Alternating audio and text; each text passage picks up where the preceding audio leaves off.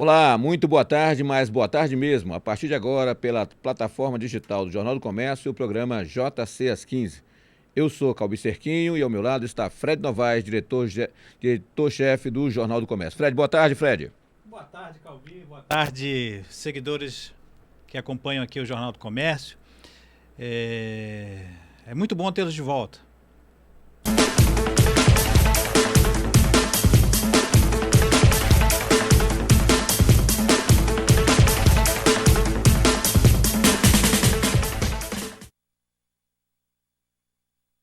Mais uma vez, boa tarde, amigo internauta de todo o planeta. Está aqui o JC às 15 a partir de agora. Fred, temos vários assuntos a tratar aqui com o nosso internauta, temos vários comentários a fazer e algumas polêmicas também a partir de agora aqui no nosso JC às 15. Obrigado mais uma vez pela sua companhia, amigo internauta. Fred, podemos começar por onde, Fred? Olha, Calbi, a gente separou aí da TV Brasil, um vídeo da TV Brasil, que fala exatamente, nós debatemos aqui, conversamos sobre as denúncias com relação às escolas militares e a gente colocou com muita consciência a necessidade de uma investigação que seja dando todo o espaço ao contraditório, né? Porque a gente sabe e reconhece que as escolas cívico-militares elas são muito importantes para o Brasil, uma vez que a gente assiste com tristeza o ambiente escolar está sendo tomado pela violência, pela falta de controle, pela falta de respeito, de autoridade. Então, por isso vamos assistir aqui esse vídeo da TV Brasil que fala exatamente sobre a proposta do governo de ampliar as escolas cívico-militares, expandindo os estados também para os municípios. 15 estados e o Distrito Federal aderiram ao modelo de escolas cívico-militares. A meta é instalar 216 instituições nesse formato até 2023. O orçamento do programa para o ano que vem é de 54 milhões de reais. O dinheiro será investido, por exemplo, no pagamento de pessoal e na melhoria da infraestrutura. Há pouco mais de um mês, esta escola pública de ensino fundamental, localizada em Taguatinga, a 25 quilômetros do centro de Brasília, adotou a gestão compartilhada com militares. Ao todo, 10 integrantes do Corpo de Bombeiros são responsáveis por manter a organização na unidade. Além do professor ter que desenvolver o programa de aula dele, ele tinha que cuidar de disciplina, ele tinha que cuidar de organização de aluno. Nós chegamos aqui, nós aliviamos, então teve um alívio. Então, hoje ele tem mais tempo para se dedicar ao aluno. É muito positiva a presença dos militares, né? Em questão dos atrasos, da disciplina dentro da escola, o uso do uniforme. Os alunos estão tendo um maior interesse em estudar. Além dos professores e pais, os alunos aqui do Centro de Ensino Fundamental 19 de Taguatinga também aprovaram a presença dos militares na escola. Que eu diga, a Daniela, que tem 11 anos, está no 6º ano do ensino fundamental. Daniela, qual a maior diferença que você percebeu com os militares aqui na escola? Eu achei que na saída estava muito tumultuado e agora eles colocaram as filas, vai saindo de turma em turma e os alunos não estão mais sem uniforme, eles estão sempre uniformizados de forma correta. E o número de escolas cívico-militares em todo o país vai aumentar. 15 estados e o Distrito Federal aderiram ao programa do governo federal que incentiva a implantação do modelo. Cada estado terá apoio do Ministério da Educação para abrir pelo menos 2 escolas cívico-militares. A partir do dia 4 até o dia 11 de outubro, os municípios também vão poder solicitar a participação no programa, mesmo que estejam em estados onde não houve a opção pelo modelo. Vão ter prioridade as escolas que ofertam os anos finais do ensino fundamental, que tenham entre 500 e 1.000 alunos, com estudantes em situação de vulnerabilidade social e que tenham a aprovação da comunidade escolar para implantar o novo sistema de ensino. A demanda é gigantesca e os resultados são muito bons. Então, acho que tem tudo para ser um sucesso. Ok, nas palavras do ministro e com certeza na maioria dos pais desses alunos, a escola militar, cívico-militar, tem trazido bons resultados para a educação, principalmente voltada à questão da disciplina, né, Fred? Exatamente, Calbi. Nas notas também, eles têm sido premiados aí, inclusive escolas aqui de Manaus, nós temos alunos que ganharam aí destaque, competindo com várias escolas, com vários alunos, inclusive de todo o país. Calbi, a gente percebe que a sociedade brasileira, e a amazonense acompanha, obviamente, enfrenta algumas questões fundamentais. E eu acho que que o fato de você, vamos dizer assim, colocar num segundo patamar a questão do respeito à autoridade, a questão da disciplina, que vai desde as pequenas coisas. A gente pensa assim que hoje ficou fora de moda você andar arrumado, andar uniformizado, valorizar os símbolos nacionais, os símbolos cívicos, respeitar o livro como um instrumento que você tem em mãos para o seu saber, que pode ser utilizado por outras pessoas. Tudo isso, muitas vezes, a gente entende que por mudanças na sociedade houve uma flexibilização dessa valorização disso aí, e que hoje talvez a gente encare com uma geração que esteja adoecida nesse aspecto de muitas vezes você não ter no próprio seio familiar esse cuidado de valorizar o respeito, de valorizar os pais, de você entender os limites. Então eu acredito que as escolas cívico-militares, esse apoio dos militares com a sua disciplina, com a sua autoridade, com a sua noção de respeito, eu acho que ela chega num momento muito importante da sociedade, exatamente para romper com esse padrão que se construiu. Um padrão em que a gente vê hoje, nunca se teve tantas notícias de professores sendo agredidos. Brigas entre alunos, dentro da escola. Depredação do patrimônio público, uma falta de respeito e é algo quase que doentio. Então eu acredito que essa expansão também para os municípios, que vai ser aberto no período de 4 a 11, para inscrição de municípios, para também ingressarem com escolas cívico-militares, é fundamental. Eu acredito que Manaus, e não só Manaus, mas outros municípios do estado do Amazonas também devem buscar essa parceria e crescer ainda mais aí com essa participação, com essa força para mudar a perspectiva dos estudantes amazonenses. Por outro lado, a gente tem também uma corrente, Fred, de pensamento. Muitas pessoas conseguem expor seus pensamentos no sentido de dizer o seguinte, que a educação, de um modo geral, ela tem que ser quase que igual para todos. Esse seria o ideal. E que, por exemplo, aqui em Manaus especificamente, as escolas militares tendo aí vamos dizer assim, um destaque nas notas dos alunos, um destaque na disciplina dos alunos, e se ensinando valores, como tu colocaste agora, essa questão da disciplina, essa questão do respeito, principalmente pelo bem público, pelo livro, pela cadeira que ele é necessário, que ele se sente lá. Então, tudo isso se pede também, de um modo geral, Fred, que isso se espalhe para todas as escolas, né? Que não precise essa separação de que, olha, uma escola é assim, a outra... Não, que esse conceito, essa disciplina, esse respeito, tudo mais, chegue a todas as escolas públicas do país. Públicas e privadas, é óbvio, mas as públicas que é quem é o nosso instrumento aqui de conversa. Então, é importante mais expandir as escolas cívico-militares. Respeito, disciplina, tudo mais dentro de uma escola. Mas que não se deixe de pensar nas outras que vão ficar por fora disso. Com certeza, Calbi. E além disso, eu tenho certeza que tu também, até por ser um desportista, uma pessoa que sempre gostou de esporte e atividade física, eu lembro que essa questão de competições entre escolas, que é algo assim que eu acho que precisa ser fortalecido, não apenas de competições esportivas, mas também competições acadêmicas, né? As gincanas. Sim. Eu acho que tudo isso aí, de certa forma, cria um ambiente que faz com que as pessoas tenham aquela coisa de você ter uma identidade, um reconhecimento, né, do local que você estuda, de ter aquele orgulho e de buscar lutar por isso aí. Eu acho que é preciso se estimular cada vez mais essa coisa das feiras, né, de ciências, com competição, Olimpíada de Matemática, Olimpíada de tudo quanto é de matéria.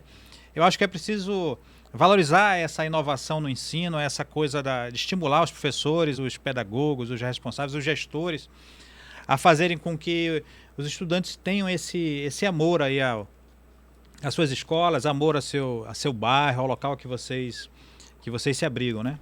Legal, essa é a nossa ideia, principalmente a nossa esperança de que as escolas e os alunos, de modo geral, venham novamente a ter esse respeito. E, Fred, a gente falar de educação é uma coisa tão ampla, tão importante, né, ao mesmo tempo que é tão amplo, porque está se fundindo aí, falando de uma outra questão, que é a questão da reforma administrativa do governo. E a Secretaria de Esportes está sendo aí incorporada pela Secretaria de Educação do Estado. Como Como é que você está vendo isso? Você acha que dá certo? Você acha que é possível se fazer um bom trabalho, mesmo com aquela justificativa de redução de custos, Fred? Ou uma precisa ser realmente diferente da outra? Não, eu acho que é plenamente possível se fazer, se unificar numa única unidade e não se perder o que se conquistou com a CEGEL. Acho que um trabalho foi importante, de valorização de associações de bairro, de comunidades. Eu acho que de competições também. A CEGEL deu as muito, ligas, né? As ligas eles deu muito apoio nisso aí. Eu bastante. acredito que essa entidade maior que vai ser o guarda-chuva aí daquilo que era a CEGEL, que hoje vai virar uma gerência, enfim, um departamento, eu não sei, mas é algo nesse sentido. Eu acredito que tenha condições de ter continuidade se houver microgestores que levem adiante os projetos e desenvolvam outros. Eu acho que essa questão da necessidade de ter uma secretaria, eu acho que não é o fundamental. O fundamental é que os trabalhos desenvolvidos tenham continuidade e que sejam também apresentados novos aí para dar suporte a isso. Além disso, também tem a questão da CEPED, que é a Secretaria da Pessoa com Deficiência, também deverá ser incorporada a Suzane, de um modo geral. E está uma briga bastante grande, está uma discussão muito boa na Assembleia Legislativa sobre isso. Alguns deputados são contra uma espécie de extinção da Secretaria da Pessoa com Deficiência e, ao mesmo tempo que na Assembleia Legislativa está se votando, nesse momento, a questão da lei delegada, que é dando amplos poderes ao Executivo para que tome algumas ações sem a necessidade, como diz a lei, sem a necessidade de passar pelo crivo e pela autorização do Legislativo, Fred. Olha, isso sempre é uma situação polêmica, né? Claro. É complicado você analisar esse tipo de situação. A gente nunca, vamos dizer assim, torce para que isso aconteça. A necessidade de você colocar uma lei delegada que venha a furar essa harmonia entre os poderes, que a gente sabe que é o que regula, né? O que faz com que o Estado de Direito exista, né? Com autonomia e harmonia entre os poderes, mas também com a liberdade de atuação. E uma vez que o Legislativo se sinta com menos força, com menos participação, é algo que acende uma lanterna aí sobre o que está acontecendo, sobre o que pode vir a acontecer. Mas acredito que o governador não tenha tomado essa decisão de uma maneira impensada. Acredito que seja por conta da necessidade de medidas emergenciais e urgentes para dar conta de situações que são... Até porque...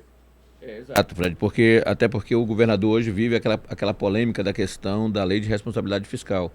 De acordo com alguns deputados estaduais hoje, o governador já teria passado aquele limite providencial, que você só pode gastar do seu orçamento em torno de 51, qualquer coisa por cento.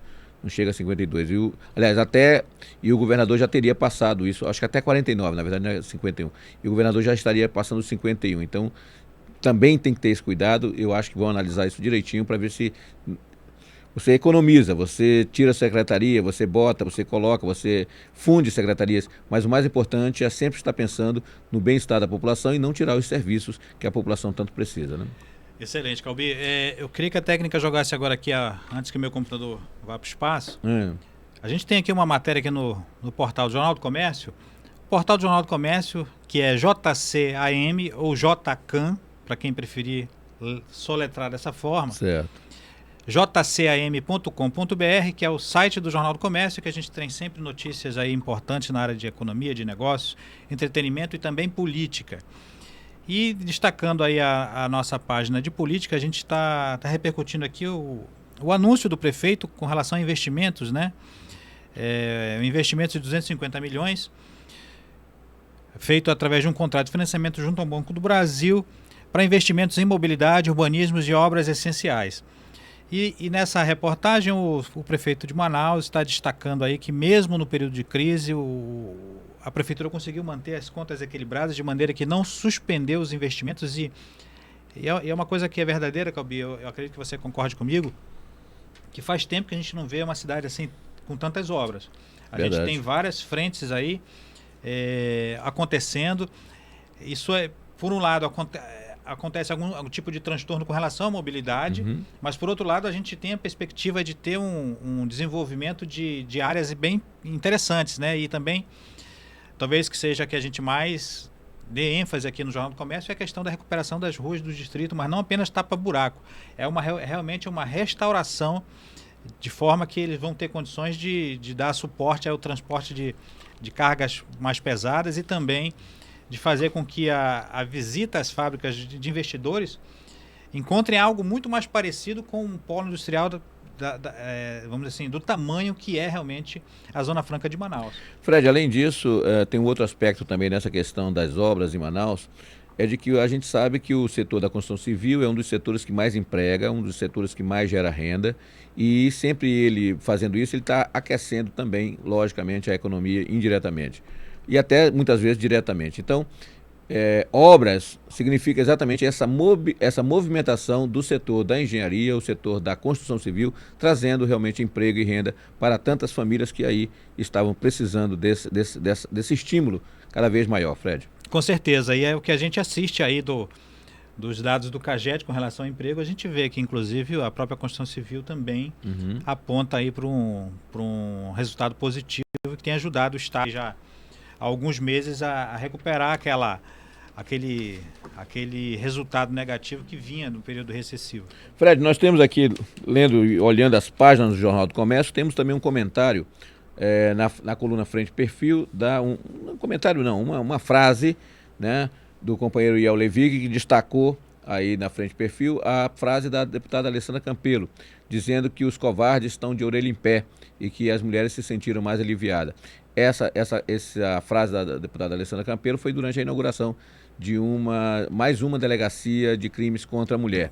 Então, para ela, como um presidente da Comissão da Mulher da Assembleia Legislativa, realmente os covardes estão de orelha em pé, porque sabe que cada vez mais, quem tiver o problema de violência doméstica, principalmente, poderão ser enquadrados aí com muito mais facilidade a partir de uma segunda delegacia em Manaus, Fred. Calbi, e nesse mês de outubro, que é o Outubro Rosa, que é o Outubro Rosa não apenas do cuidado da saúde das mulheres com relação ao câncer, também é o mês que a gente aproveita aí esse embelezamento que temos aí nos monumentos com rosa, para reforçar na nossa mente e na mentalidade das pessoas como que essa coisa da presença feminina é importante, o respeito, a valorização, o empoderamento da mulher. Tudo isso é positivo, o crescimento de oportunidades e eu acredito essa dignidade também na área de segurança, porque muitas vezes a mulher é um pouco mais vulnerável fisicamente pela sua própria composição natural e muitas vezes encontra homens de maneira abusiva, né? Homens que agem de uma maneira, talvez por uma cultura muito arraigada, né? na humanidade, que tem feito com que muitos homens tenham um sentido possessivo, né? E muitas vezes agressivo também com relação às mulheres.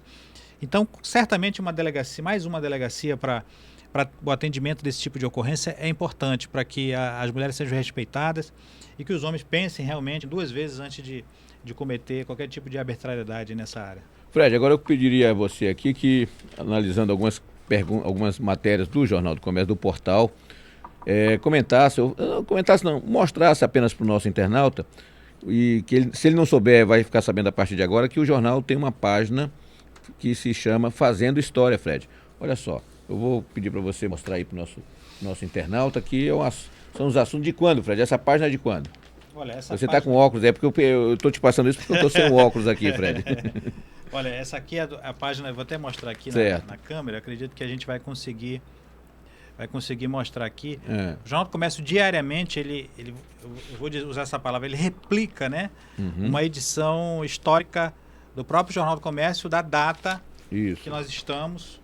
Geralmente a gente tenta buscar a data que nós estamos. Só que nesse caso aqui a gente buscou a data que é quinta-feira, mas não quinta-feira de outubro, né? Dia 2 de outubro. Aqui nós estamos com uma quinta-feira, dia 28 de dezembro de 1961.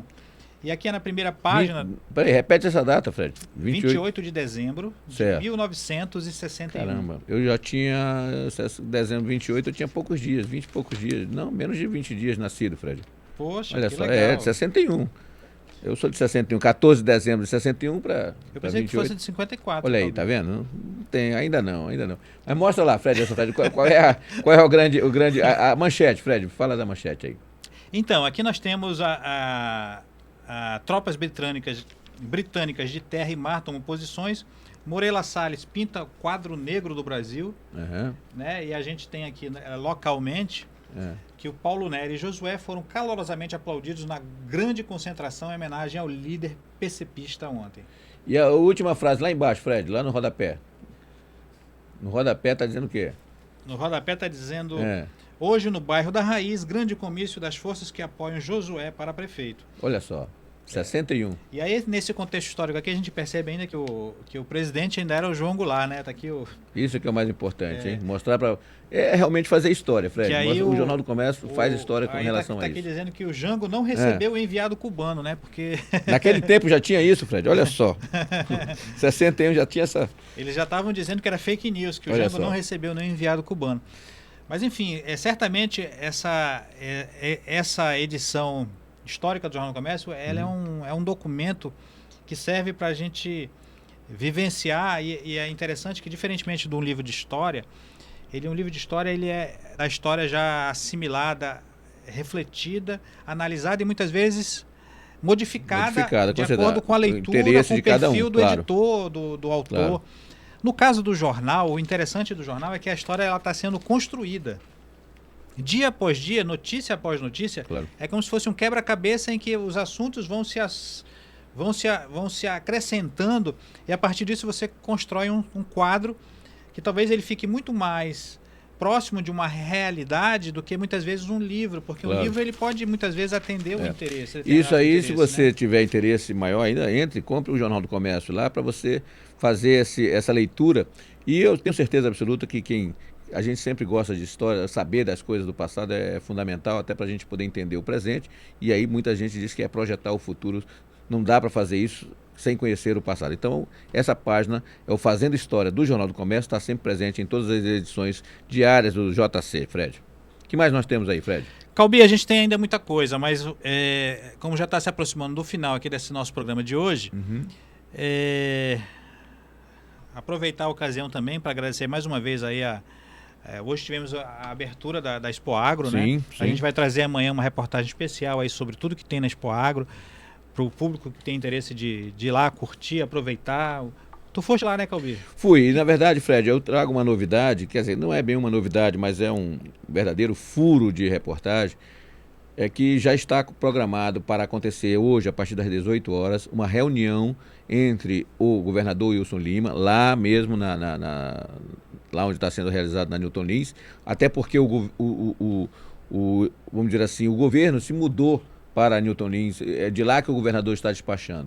E o governador Wilson Lima tem uma reunião às 18 horas hoje, está programada essa reunião, com empresários do setor primário. Inclusive, quem está levando esses empresários, em torno de 30 empresários, eles estão sendo levados lá pelo presidente da Federação Amazonense da Agricultura, que é a FAEA, que é o Munir Lourenço. E eles têm algumas pautas de reivindicação, e especificamente tem várias, mas especificamente tem algumas que são muito fortes, que são muito impactantes ainda nesse governo do governador Wilson Lima. A primeira pauta deles é a questão do licenciamento ambiental, Fred. O setor primário ainda está sofrendo com a burocracia, com a pouca falta de esclarecimento e o pouco licenciamento ambiental para os empresários do setor agropecuário. Para se ter uma ideia, eu consegui a informação de que você tem milhões de reais, tanto no Plano Safra disponível, na AFEAM, por exemplo, recursos para serem investidos no setor primário, e esses recursos não estão chegando até o produtor pela falta do licenciamento ambiental, ou seja, o produtor que não tem isso. Então, essa é uma pauta muito importante que deverá destravar essa questão do financiamento com relação ao setor primário. Além disso, eles devem também fazer várias outras reivindicações, e essa é, quem sabe, uma das principais com eles, Fred. Olha, com certeza, Calbi, a gente sabe que a burocracia talvez seja um grande mal aí para o setor produtivo, para todo mundo que busca empreender, enfrenta esse gigante que é você derrubar essas barreiras aí, de vez de ponte se constrói muitas vezes muro no serviço público, na gestão pública, que acaba limitando o empreendedor, que talvez seja, e principalmente o pequeno e o microempreendedor, que são realmente o grande agente de fomento do emprego, do trabalho, da geração de renda. Então é preciso se desconstruir essas barreiras aí. Eu acredito que essa oportunidade de termos aí o gabinete do governo lá no local, você tendo a chance de ouvir diretamente das pessoas esse tipo de reivindicação, eu acredito que seja muito, até pela sensibilidade do governador Wilson Lima, de termos aí uma alteração, uma vez que eu acho que é necessário, e também já vem até pelo governo federal o desejo do presidente Bolsonaro também, de diminuir um pouco esse peso aí das barreiras que impedem os licenciamentos ambientais, que travam principalmente projetos aqui na Amazônia e no Amazonas em particular. E um outro furo também que nós podemos dar aqui no JC às 15 é das tratativas do sistema das organizações das cooperativas do Brasil, a OCB, que é por meio do Sicob, que é aí o agente financeiro, o banco, vamos dizer assim, das cooperativas do Brasil. Ela está inaugurando mais uma agência em Manacapuru e também vai inaugurar lá no estado de Roraima, ali em Rorainópolis, na fronteira ali com o estado do Amazonas, mais uma outra agência também. E importante salientar que o Sicob já chegou em Manaus com todas as forças e está começando, já tem bastante tratativas também com relação à questão dos microempresários que são proprietários dos ônibus alternativo e executivo. Existe uma possibilidade aí muito grande, firme até, já praticamente bem encaminhada, de que o Sicob venha financiar ônibus para Manaus. Os empresários, os microempresários estão aí reunidos, aí estão tratando essa coisa com o Sicob para que tenham esse dinheiro e para que comprem em torno de 600 ônibus para Manaus, para fazer frente a esse sistema que hoje está caótico, a esse sistema que hoje a população não gosta, para ver se consegue resolver o problema da questão do transporte coletivo em Manaus.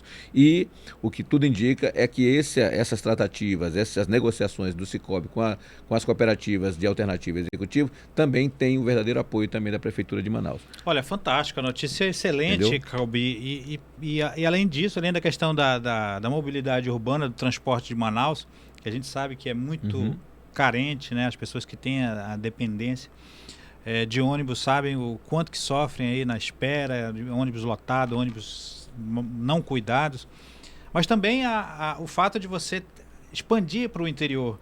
Claro. Os agentes de fomento no interior, por mais que o governo do estado tenha os seus canais para fazer isso, a gente sabe que ainda é carente também, e toda a iniciativa que vem se somar aos esforços que já existem ajudam aos pequenos empreendedores, aos agricultores familiares que buscam também enfrentar essa grande batalha também de regularização de terras, de licenciamento, de autorização e além disso de acesso ao crédito. Eu acho que isso aí é fundamental. Claro. E todas essas iniciativas que se somam ao que já tem vem ajudar com certeza ao setor produtivo. E é muito grande, Fred, a expectativa dos participantes que hoje estiveram lá na abertura da 41ª Expo Agro, ali na Newton Lins, dessa exposição agropecuária. A expectativa é todas as pessoas com quem eu falei lá, as pessoas estão muito esperançosas nesse aspecto, de movimentar, de mobilizar e de fazer com que a movimentação financeira venha acontecer durante a Expo Agro e que se tenha depois o resultado, que é depois, aquela história que ontem estava conversando com o Petrúcio, dizendo o seguinte, o que fica para o pós-feira, né? E aí eles bateram muito nessa tecla hoje no discurso lá da inauguração, lá da abertura da feira, dizendo de que nós realmente, o governo do estado realmente está preocupado muito mais tecnicamente, muito mais com a feira de negócios e tudo mais, do que só essa parte cultural que a gente vê com música, com atrações musicais e tudo mais. Então eles querem fazer muito mais técnico, muito mais estudos, muito mais cursos, muito mais palestras do que realmente a questão só cultural. Vai ter os shows culturais, eu ainda não tenho essa programação aqui, mas deve ter algum artista aí para atrair cada vez mais pessoas. Até porque isso ajuda a trazer as pessoas que não são do meio para entenderem o que representa Por isso eles são importantes, essa parte cultural também. Primário para o Amazonas, claro. As pessoas não têm noção da grandiosidade que é, conforme o próprio secretário ontem falou, que são mais de 300 mil trabalhadores no setor primário. Se a gente pensar que hoje o Polo Industrial de Manaus está com 84 mil, 85 mil, são 3 vezes mais. Então, realmente a gente tem aí um setor muito importante economicamente para a geração de emprego e a gente não pode deixar de valorizar, e essa Expo Agro certamente é uma oportunidade para que mais pessoas conheçam esse modelo. E por falar em emprego, Fred, nós temos ainda também uma matéria no Jornal do Comércio, aí com fim de ano, anima comerciantes. essa manchete, esse título aí está falando exatamente sobre isso, né? Exatamente. Expectativa... A gente tem, na verdade, se a gente for ver hoje no Jornal do Comércio essa reportagem, nós temos também a manchete do jornal que foi em cima do setor comercial, com 2 pesquisas que nós tivemos aí para o Dia das Crianças, uma da CDL Manaus e a outra da FEComércio, que as duas já apontam aí uma expectativa positiva. Espera-se que o consumidor nesse período gaste entre 110 e 135 reais na compra de presentes para o Dia das Crianças. Isso que vai dar um volume de mais de 44 milhões na economia local, que vem movimentar consideravelmente a economia. Também se espera um crescimento do resultado do desempenho em relação ao ano passado, o que mostra que todas essas datas sazonais têm sido positivas para o comércio neste ano, assim como também a própria indústria de brinquedo também tem uma expectativa positiva que já vem acontecendo durante este ano. Então, realmente, esse último trimestre que a gente tem o Dia das Crianças no dia 12, a gente tem o Black Friday em novembro e temos o Natal, que é realmente a grande data em que se aproveita a questão do 13º, do fim de ano, enfim. Então a expectativa realmente é positiva, não Legal. Apenas para o resultado de faturamento dos empresários, das empresas, mas também para a geração de trabalho, principalmente empregos temporários no período. Fred, para nós encerrarmos, alguma coisa que já podemos dizer para o nosso internauta que ele poderá encontrar amanhã no Jornal do Comércio, nas páginas do Jornal do Comércio, e também será nosso assunto também, mais uma vez, com certeza, aqui no JC às 15, Fred? Olha, a gente vai, eu até já dei essa dica, a gente vai realmente repercutir a questão da Expo Agro, porque tem muita coisa. Você mesmo foi lá, já trouxe aí 2 furos, então tem muita coisa acontecendo. A gente vai trazer realmente uma reportagem especial sobre isso. Beleza. Então, por isso, Fred, boa tarde para você, Fred. Calbi, obrigado mais uma vez, obrigado aos nossos internautas, aos seguidores da rede social Jornal do Comércio. Lembrando que as nossas redes sociais, tanto no Instagram, como no Facebook, como no Twitter, é o @jcomércio com 2 M's. Acredito que seria interessante vocês nos seguirem, porque sempre compartilhamos conteúdos para quem decide, também nesses canais. Informações para quem decide, né? Que o nosso site é o jcam.com.br, também acompanhe o nosso portal, porque sempre tem notícias relevantes que ajudam a quem precisa decidir aqui na cidade de Manaus. E muito obrigado aos nossos internautas, obrigado à nossa produção, a Adriane, a nossa técnica com o Danilo. E estamos aqui, com certeza, vamos nos ver no próximo programa amanhã. Até lá.